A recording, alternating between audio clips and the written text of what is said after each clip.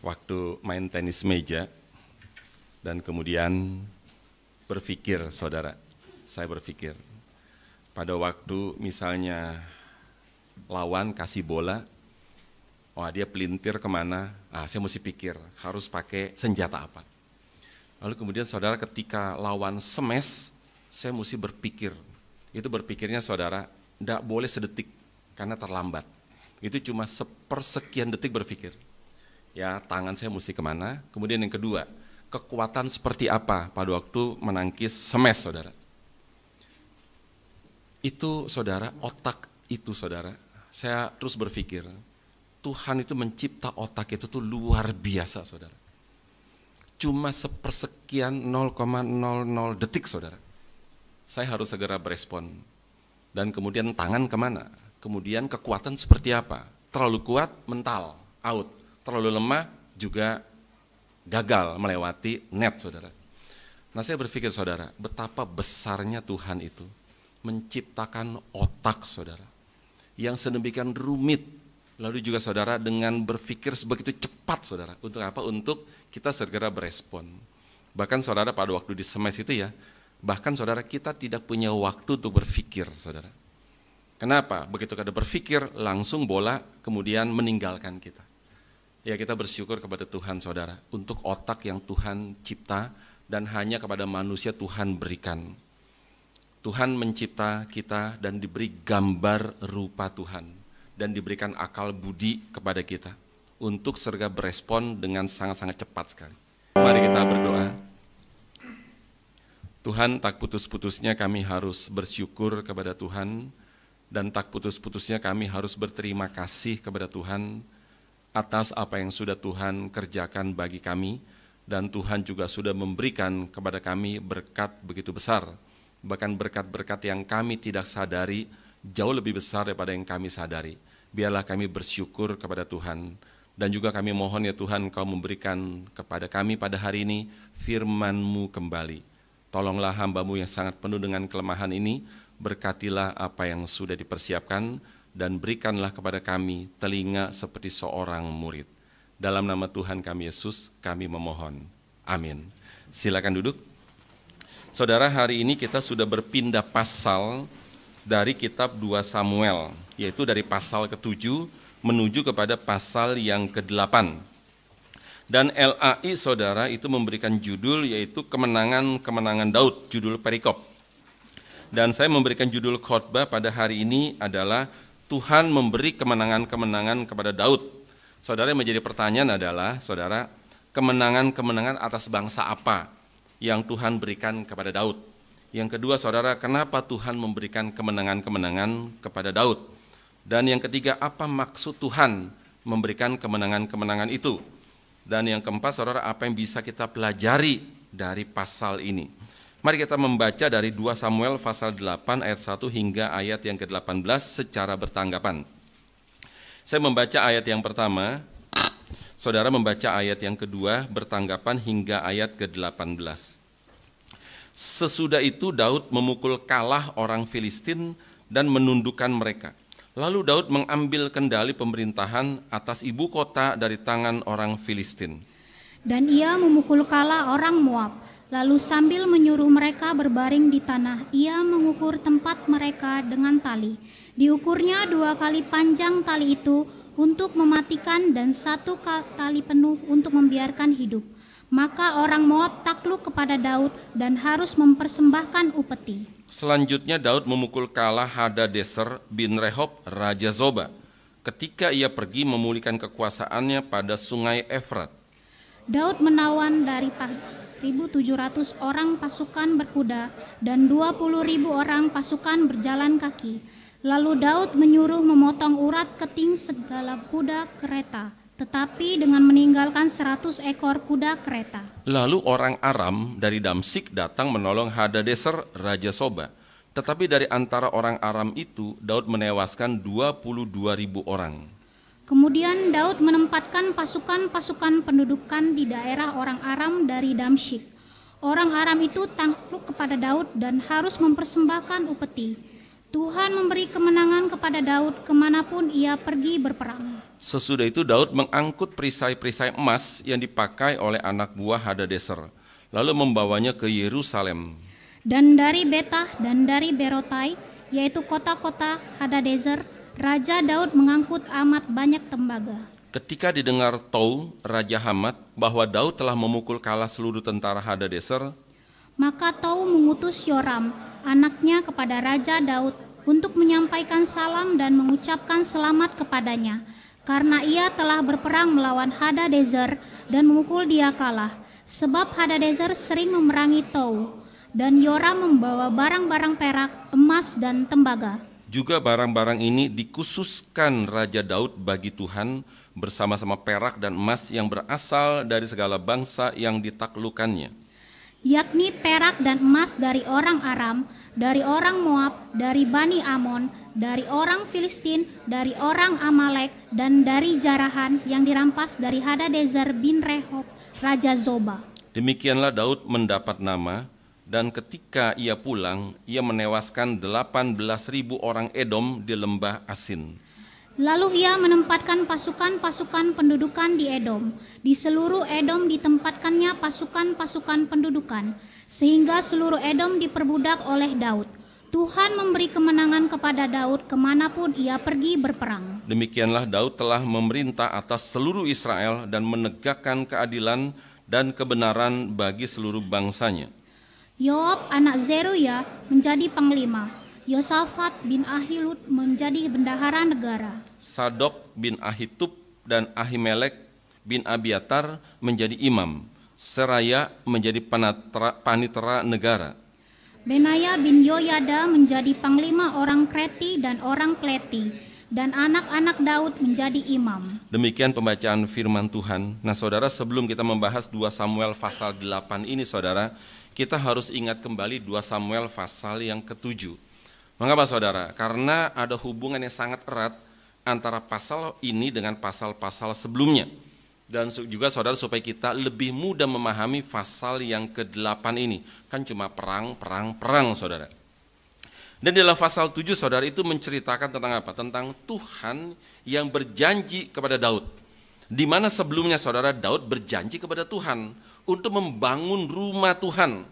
Sesudah Daud melihat istananya yang begitu megah, sedangkan dia melihat saudara tabut Allah itu yang adalah lambang kehadiran Allah itu di kemah tempatnya, dan itu di kemah yang sangat sederhana saudara. Dan kemudian Tuhan berjanji melalui Nabi Nathan kepada Daud saudara, bahwa Tuhan akan membangun keluarganya dan membangun kerajaannya saudara. Bahkan kerajaan dan keluarga akan kokoh untuk selama-lamanya di hadapan Tuhan. Dan kemudian saudara, bagaimana respon Daud sesudah dia mendengarkan janji Tuhan saudara. Alkitab mencatat, lalu kemudian Daud masuk ke dalam dan dia sendirian saudara, dia berkontemplasi. Dia merenung saudara, kontemplasi itu berarti merenung. Tuhan berjanji begitu besar buat Daud saudara. Dan kemudian Daud segera dia berkontemplasi, masuk ke dalam, dan dia saudara duduk di hadapan Tuhan. Saudara, Daud tidak berkata, oh puji Tuhan, enggak saudara. Daud tidak berkata saudara, oh terima kasih Tuhan, engkau sudah berjanji kepada saya. Tidak saudara. Tetapi Daud berkata, siapakah aku ini Tuhan? Saudara, mengapa Daud saudara tidak berkata, oh puji Tuhan, oh terima kasih Tuhan, tetapi dia berkata, siapakah aku ini Tuhan? Kenapa saudara? Karena dia tahu saudara, bahwa dia sangat tidak sebanding dengan Tuhan. Tuhan sebagai pencipta dengan ciptaan yang begitu besar saudara. Sedangkan Daud hanya ciptaan yang begitu kecil saudara. Itu yang pertama saudara. Kenapa Daud tidak berkata, oh puji Tuhan, makasih Tuhan. Tapi dia berkata, siapakah aku Tuhan saudara. Dan yang kedua saudara, kenapa? Karena Tuhan mengingatkan Daud melalui Nabi Nathan. Siapa kamu saudara? Sebelum Daud menjadi seorang raja Israel, Daud cuma sebagai seorang gembala di padang saudara. Dan Tuhan ingatkan melalui Nabi Nathan bahwa akulah yang mengambil engkau dari padang saudara. Dan kemudian Daud juga mengingat bahwa dulu Samuel itu datang kepada Isai ayahnya, saudara. Untuk apa? Untuk mengurapi salah seorang anak Isai menjadi raja, saudara. Isai, Papa Daud, itu mempunyai 8 anak laki-laki. Dan Daud adalah anak yang paling bungsu, saudara. Dan biasanya seorang dipilih menjadi seorang raja, saudara, adalah anak sulung. Dan kebetulan juga, saudara, bahwa Eliab, anak sulung, itu juga sekaligus sebagai seorang tentara, saudara, yang sangat hebat sekali, saudara. Tetapi waktu Samuel melihat kepada Eliab, wah, ini perawakannya bagus, ini tinggi. Dan juga parasnya bagus ini. Kemudian Samuel berpikir, nah inilah yang harus aku urapi menjadi seorang raja, saudara. Tapi waktu Samuel berpikir, saudara, inilah orangnya. Langsung ada kalimat, tetapi Tuhan berfirman kepada Samuel. Coba kita buka lagi di dalam 1 Samuel pasal yang ke-16. 1 Samuel pasal yang ke-16, kita lihat ayat 6 dan ayat yang ke-7.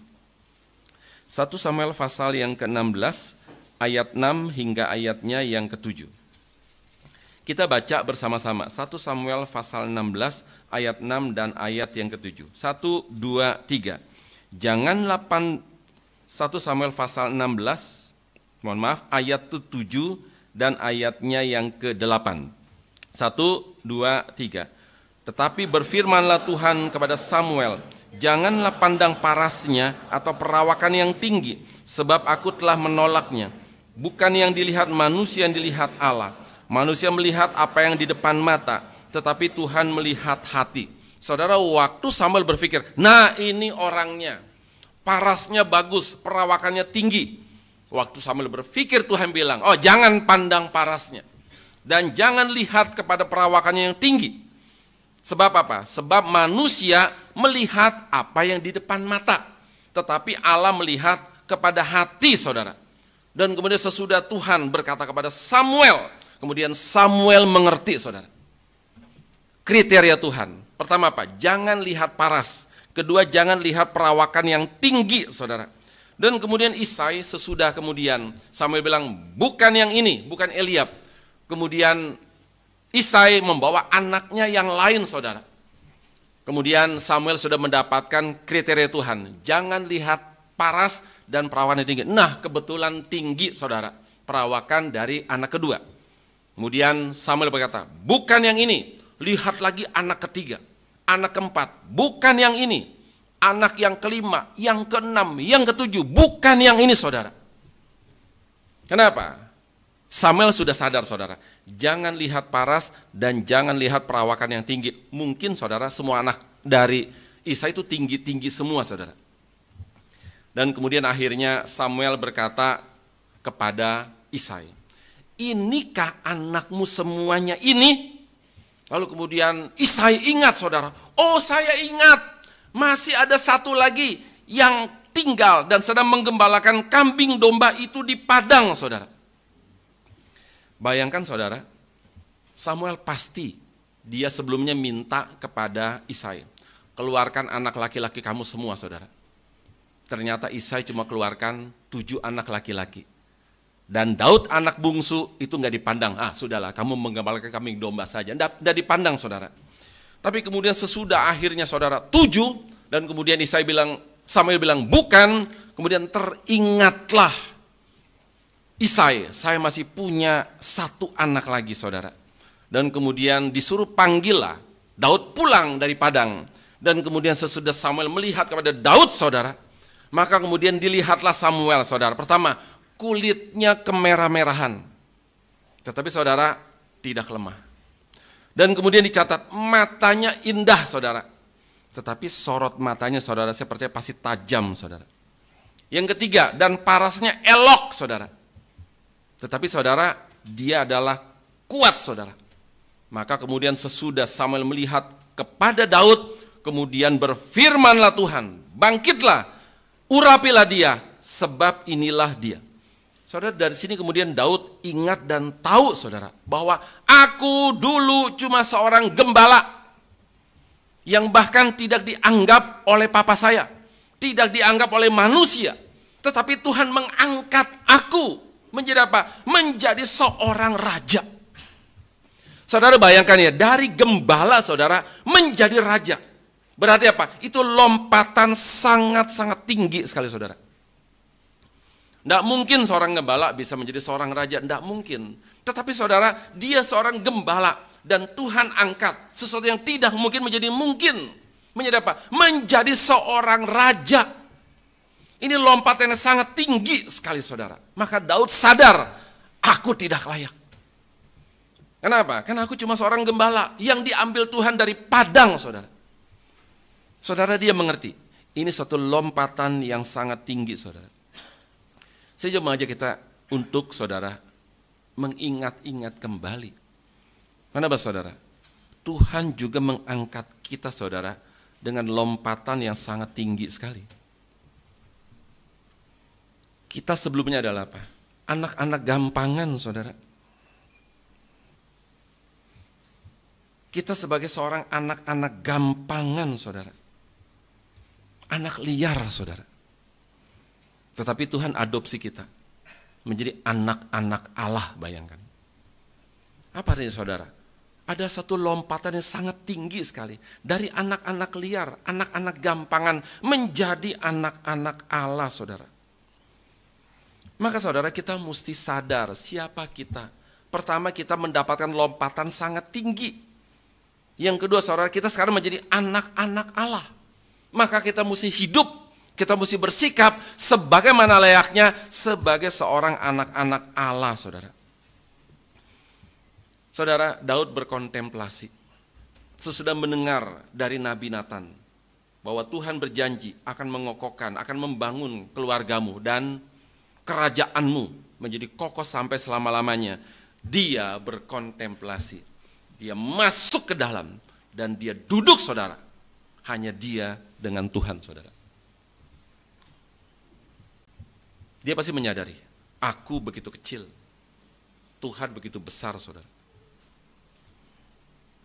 Menurut Søren Abi Kierkegaard, seorang dari Denmark saudara, dia berkata, apa yang dimaksud dengan eksistensi itu saudara? Kalau Jean-Paul Sartre dari Prancis berkata, eksistensi berarti saya di pulau ini, kamu di pulau sana. Apa itu saudara? Tidak saling ganggu. Saya ada, kamu ada. Saya di sini, saya di pulau sini, kamu di pulau sana. Tidak saling ganggu, nama eksistensi saudara. Tapi menurut Søren Abi Kierkegaard, apa yang dimaksud dengan eksistensi saudara? Nah kalau kita sekarang saudara, oh saya masih eksis. Kenapa? Masih suka upload foto ke Facebook. Itu terlalu rendah saudara. Orang yang terlalu sering upload foto, wah menyatakan aku ini masih eksis loh. Terlalu rendah saudara. Tetapi menurut Søren Abi Kierkegaard, apa itu eksistensi? Eksistensi berarti saya sendirian di hadapan Tuhan saudara. Itu eksistensi.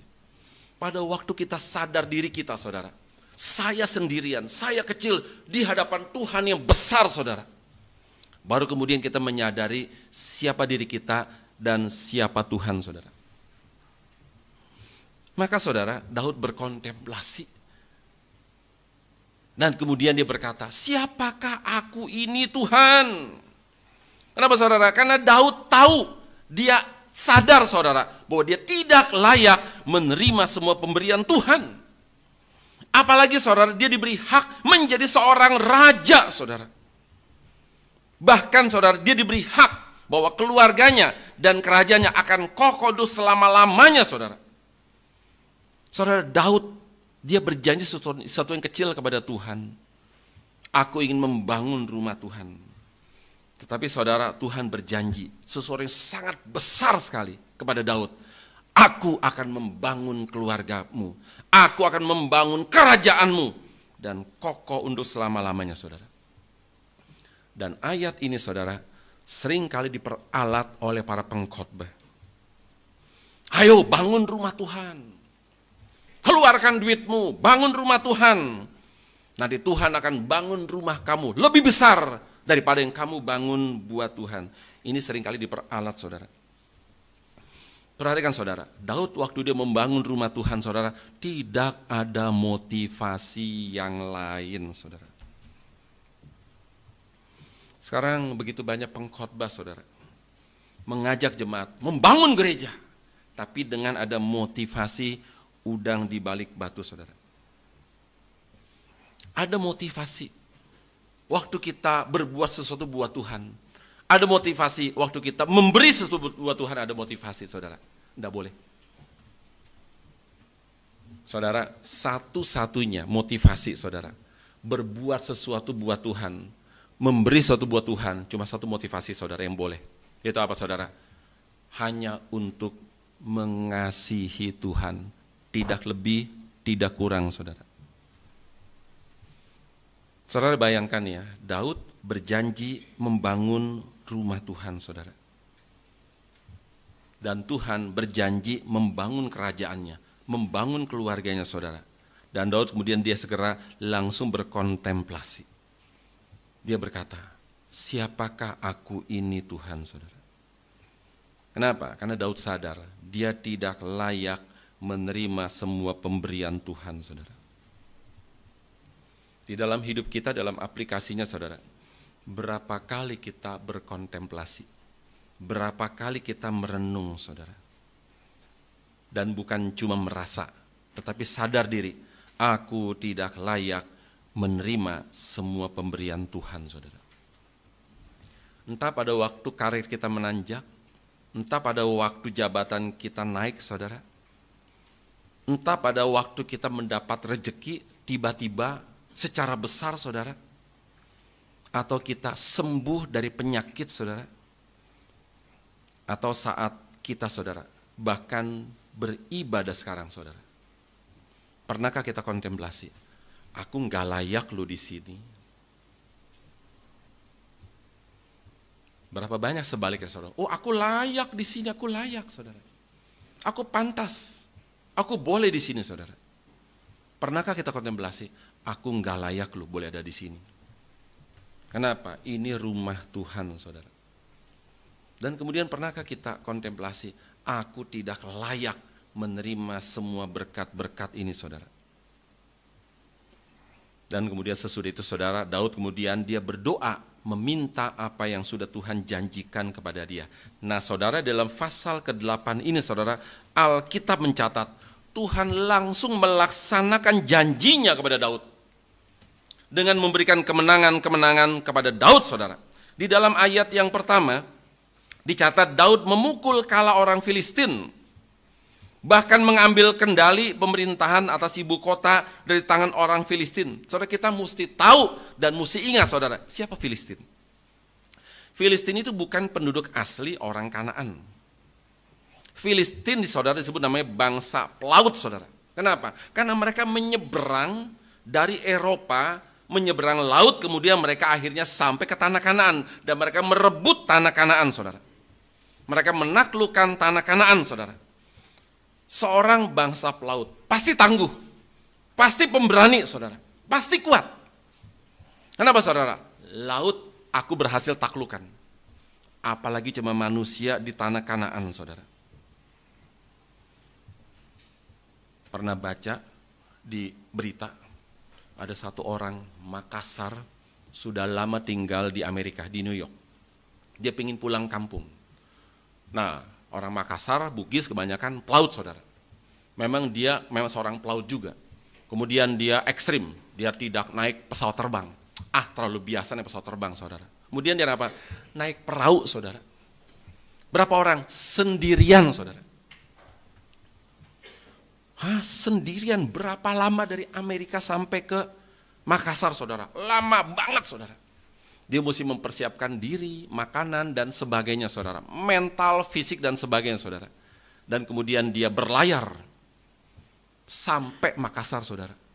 Ini pasti orang hebatnya luar biasa. Orang tangguhnya luar biasa. Dan orang beraninya luar biasa saudara. Itulah sebabnya Yesus saudara, dia memilih murid-muridnya, pelaut saudara, nelayan. Dia tidak pilih dari kalangan cerdik cendekiawan saudara. Dia pilih dari kalangan nelayan kebanyakan saudara. Petrus nelayan, Yohanes nelayan, Yang lain nelayan, saudara. Kenapa? Nelayan, pemberani, saudara. Nggak takut, saudara. Laut pun yang begitu ganas, saya berhasil taklukkan. Apalagi cuma manusia, saudara. Dan kemudian, saudara, akhirnya apa? Filistin itu menjadi musuh permanen bangsa Israel. Nggak tanggung-tanggung. Mereka telah berperang, saudara, 125 tahun. Dan itu bangsa sangat kuat, pemberani, saudara. Tetapi, saudara, Daud berhasil menaklukkan bangsa Filistin. Kenapa, saudara? Karena Tuhan melaksanakan janjinya, memberikan kemenangan kepada Daud. Dan di dalam ayat yang kedua, 2 Samuel pasal ke-8, Tuhan juga memberikan kemenangan kepada Daud dengan memukul kala orang Moab. Saudara, orang Moab adalah orang yang tinggal di sebelah timur laut Mati, yang ada di tanah Palestina. Ini adalah bangsa dari keturunan Lot, di mana ketika sesudah peristiwa pemusnahan Sodom dan Gomora, 2 anaknya, saudara, perempuan, ketakutan tidak punya keturunan, dan kemudian bersama adiknya. Wah, gawat ini. Calon suami kita sudah mati, dibakar di dalam Sodom dan Gomora. Wah, kita nggak punya keturunan. Kita mesti punya keturunan. Dari mana? Rencana gila, saudara. Dari papa kita. Maka pada malam itu, kedua anak perempuan yang entah otaknya ada di mana nggak ngerti, saudara. Dia bikin papanya itu mabuk. Dikasih anggur, saudara. Papanya terima-terima saja, saudara. Istri papanya ya sudah mati menjadi tiang garam, tinggal bertiga. Kemudian 2 anak perempuan sangat kreatif banget. Kita mesti punya keturunan. Nah, kita bikin mabuk papa kita. Mabuk, saudara. Dan kemudian pada malam itu papanya tidur bersama 2 anak perempuannya. Dan kemudian menghasilkan 2 anak laki-laki, saudara. Dan 2 anak laki-laki, saudara, menjadi 2 bangsa. Yang kita kenal namanya bangsa Moab dan bangsa Amon yang sangat jahat sekali, saudara. Moab, bangsa yang jahat. Moab, bangsa yang pernah membujuk bangsa Midian untuk memanggil Bileam untuk mengutuki bangsa Israel, saudara.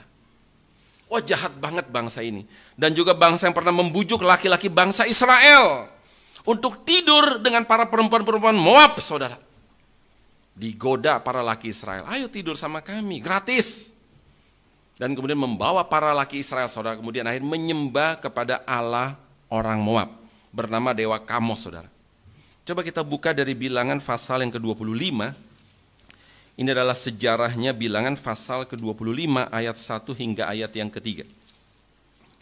Bilangan pasal 25 ayat 1 hingga ayat yang ketiga. Kita membaca bersama-sama. 1, 2, 3.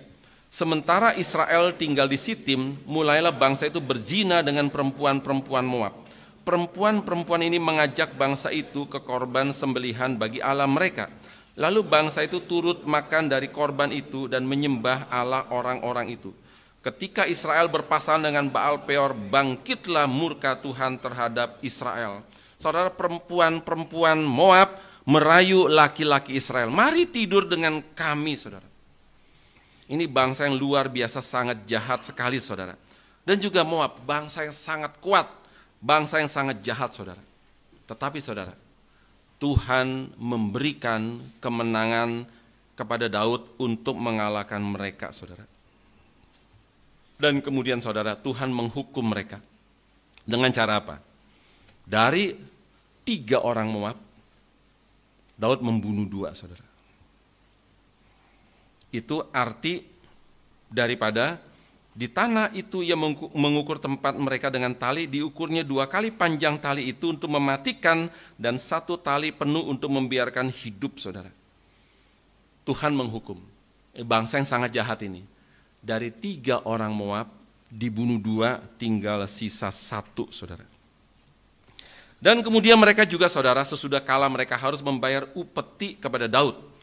Dan kemudian, saudara, berikutnya Tuhan memberikan kemenangan kepada apa? Kepada Daud mengalahkan bangsa Zoba. Zoba adalah suatu bangsa yang dekat dengan kerajaan Aram. Saudara, kalau dengar Aram ya itu kuat banget, saudara. Bahkan bangsa Israel, saudara, pernah dijajah oleh Aram. Bahkan bangsa Israel dia bisa berbahasa Aram. Pada waktu zaman Tuhan Yesus, saudara, Yesus seringkali berbahasa Aram, saudara. Kenapa? Karena pernah dijajah oleh bangsa Aram. Waktu saudara nonton The Passion of the Christ, Yesus memanggil Petrus dengan sebutan Kefa, Kefa, Kefa. Itu bahasa Aram, saudara. Bahasa Yunani, ya Petros. Bahasa Aram adalah Kefa, Kefa, Kefa. Itu bahasa Aram, saudara. Ini bangsa yang sangat kuat sekali, saudara. Dan kemudian Soba itu dekat kerajaan Aram. Saudara, bagaimana kekuatan Soba? Alkitab mencatat, Daud menawan 1.700 orang pasukan berkuda. Alias Daud menawan 1.700 kavaleri. Di dalam istilah perang, saudara, yang membawa kendaraan berarti adalah kavaleri. Saudara, ditawan 1.700. Kalau begitu, saudara, kekuatannya lebih daripada 1.700. Dan juga Alkitab mencatat bahwa Daud menawan 20.000 pasukan infanteri, saudara. Berarti apa? Banyaknya luar biasa, saudara. Dan kemudian, saudara, dicatat pada waktu Daud mengalahkan Soba, Daud sedang pergi. Kemana? Sedang pergi ke sungai Efrat. Untuk apa? Untuk memulihkan kekuasaannya, saudara. Bayangkan, saudara, Daud dari Yerusalem, dia mengalahkan Filistin, dia mengalahkan Moab, dia ingin pergi ke Efrat, saudara, yang ada di Babilonia, Irak sekarang. Waktu dia pergi, lewat Soba, saudara, dia kalahkan Soba. Dan kemudian dalam ayat yang keempat dicatat, Daud melumpuhkan semua kuda dan menyisakan, saudara, hanya 100 kereta. Itu yang dimaksud dengan lalu Daud menyuruh memotong urat keting segala kuda kereta, tetapi dengan meninggalkan 100 ekor kuda kereta, saudara. Saudara, Daud melumpuhkan semua kuda dan cuma menyisakan 100 kereta perang kuda, saudara. Saudara, kenapa Daud tidak mengumpulkan banyak kuda? Bukankah kuda sangat penting dalam peperangan, saudara? Kenapa? Karena Daud ingat firman Tuhan di dalam Ulangan pasal 17. Mari kita buka Ulangan pasal 17 ayat yang ke-16a saja. Ulangan pasal 17 ayat yang ke-16a saja. LAI memberikan judul perikop yaitu hukum tentang raja. Ulangan pasal 17 ayat yang ke-16a saja. Kita baca bersama-sama. 1, 2, 3. Hanya janganlah ia memelihara banyak kuda. Titik, saudara. Daud ingat, Tuhan pada berfirman, janganlah seorang raja memelihara banyak kuda. Mengapa, saudara? Karena supaya raja jangan bergantung kepada kekuatan kuda. Supaya raja hanya bergantung kepada kekuatan Tuhan, saudara. Dan kemudian di dalam ayat yang kelima, saudara, orang Aram dari Damsik, dia ingin membantu bangsa Soba, saudara. Tapi Alkitab mencatat, tetapi Tuhan memberi kemenangan kepada Daud dengan mengalahkan bangsa Aram. Bahkan, saudara, dicatat bahwa Daud menewaskan 22.000 orang Aram. Dan bahkan Daud menempatkan pasukan pendudukan. Yang ketiga, saudara, bahkan orang Aram mesti membayar upeti kepada Daud, saudara. Luar biasa kemenangan-kemenangan ini. Dan di dalam ayat yang ke-6, saudara, orang Aram dan dalam ayat yang ke-6 dijelaskan, saudara, kenapa Daud bisa menang perang melawan bangsa-bangsa lain. Alkitab mencatat, karena Tuhan memberi kemenangan kepada Daud kemanapun dia pergi berperang, saudara. Diingatkan oleh Tuhan. Dan di dalam ayat 9 hingga 10, saudara, dicatat, Raja Hamat berterima kasih kepada Daud. Kenapa? Sudah mengalahkan Hadadeser, orang Soba yang suka menyerang saudara. Kemudian, saudara, ini adalah suatu negara yang sangat makmur, kaya, dan letaknya di perbatasan Israel. Dan kemudian sebagai ucapan terima kasihnya, saudara, menyuruh Yoram anaknya pergi kepada Daud dan membawa banyak perak, emas, dan tembaga dan diserahkan kepada Daud, saudara. Dan dalam ayat 11-12, Daud menerima emas perak dari Aram, Filistin, Amalek, dan Soba, saudara. Wah, kaya banget Daud. Ada berapa negara? 5 negara minimal kasih upeti kepada Daud. Mereka membayar emas, mereka membayar dengan perak dan kepada Daud, saudara. Tapi Alkitab mencatat, saudara, semua itu dikhususkan bagi Tuhan. Daud tidak ambil sama sekali. Kenapa, saudara? Karena sangat mungkin sekali semua emas dan perak itu sebagai persiapan mendirikan bait Allah yang sudah Tuhan janjikan kepada Tuhan, saudara. Banyak upeti, tetapi Daud tidak tamak. Banyak emas, luar biasa banyak, tetapi Daud tidak ambil, saudara. Dicatat, semuanya dikhususkan bagi Tuhan, saudara. Daud tahu mana buat dia dan mana buat Tuhan, saudara.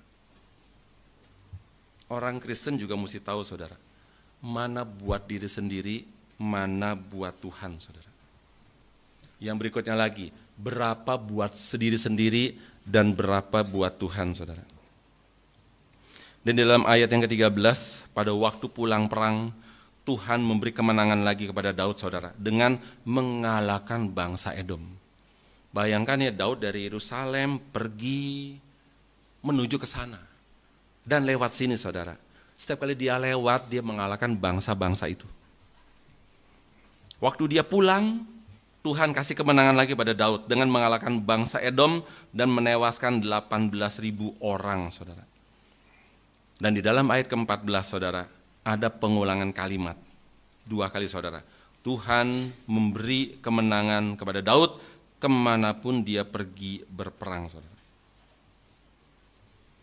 Saudara, mari kita pikirkan baik-baik, saudara.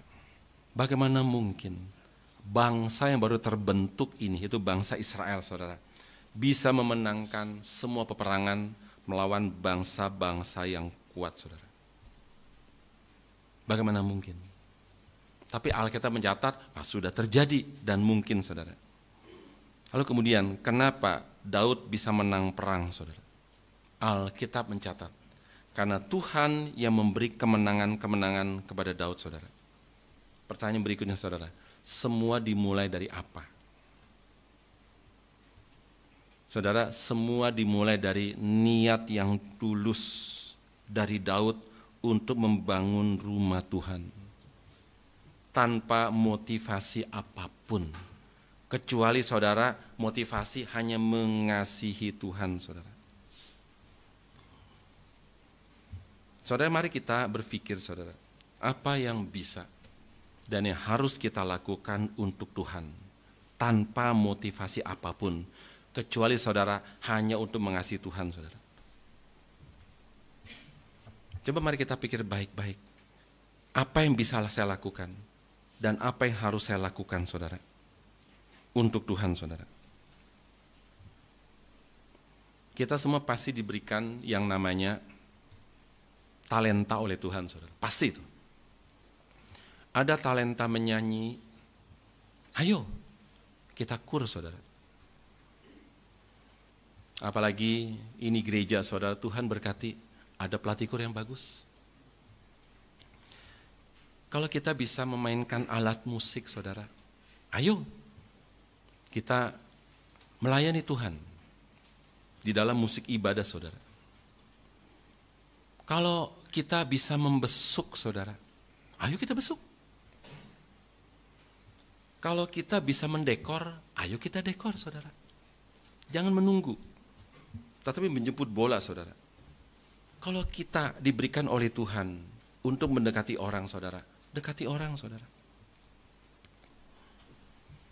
Karena mendekati orang, saudara, itu perlu talenta, saudara. Ada orang yang tidak dikasih talenta mendekati orang, waktu dekatin orang ilfil, saudara. Jangan. Niat bagus, cuma nggak punya talenta mendekati orang. Jangan dulu, saudara. Nah, belajar sama orang lain, cara mendekati orang, saudara. Saudara, semua kemenangan-kemenangan Daud itu menjadi bayang-bayang Kristus yang akan melawan semua musuh-musuhnya. Dan Kristus akan mendapatkan kemenangan-kemenangan, saudara. Semua dimulai dari apa, saudara? Semua dimulai dari niat yang tulus. Ingin memberi sesuatu buat Tuhan. Tapi ingat saudara, tanpa motivasi apapun juga saudara.